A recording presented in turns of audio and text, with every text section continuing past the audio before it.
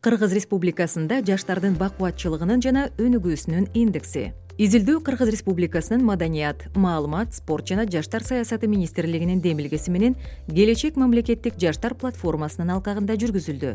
Индексти иштеп чыгуунун максаты жаштар саясатын өнүктүрүүнүн негизги багыттарын аныктоо, аларга карата республикалык жана жергиликтүү деңгээлде кабыл алынган чечимдердин сапатын жогорулатуу. Жаштардын бакубатчылыгынын жана өнүгүүсүнүн индекси 2 өлчөө ыкмасынын негизинде эсептелинген. Биринчи 14 жаштан 28 жашка чейинки жаштарды сурамжылоо.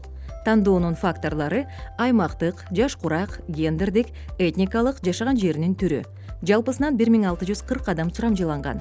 Экинчи объективдүү маалыматтар расмий органдарда, изилдөөлөрдө жана отчеттордо болгон статистикалык маалыматтар өздөштүрүлдү.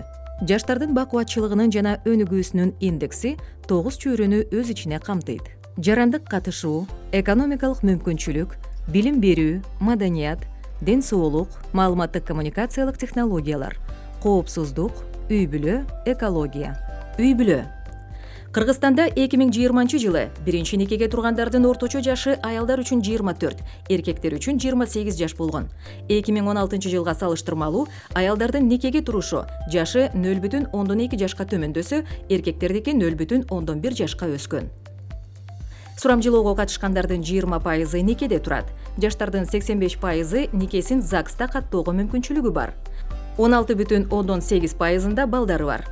Жаш үй-бүлөлөрдүн 13,9% гана ата-энесинен же башка туугандарынан бөлөк жашайт.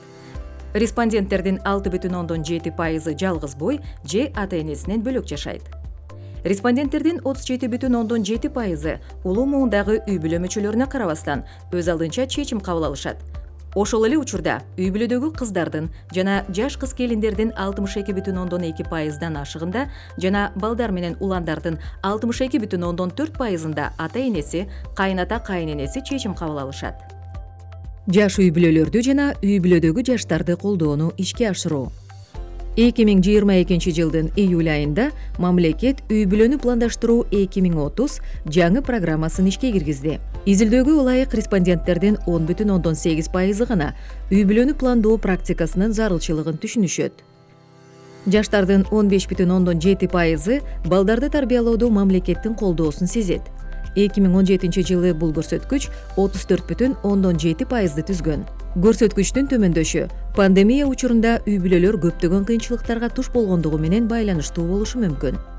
2020 жылдын COVID-19 байланыштуу карантиндин башталышы менен өлкөдө үй-бүлөлүк зомбулук фактыларынын саны 62%га өскөн. 2021 жылы бул көрсөткүч 30%га көп болгон.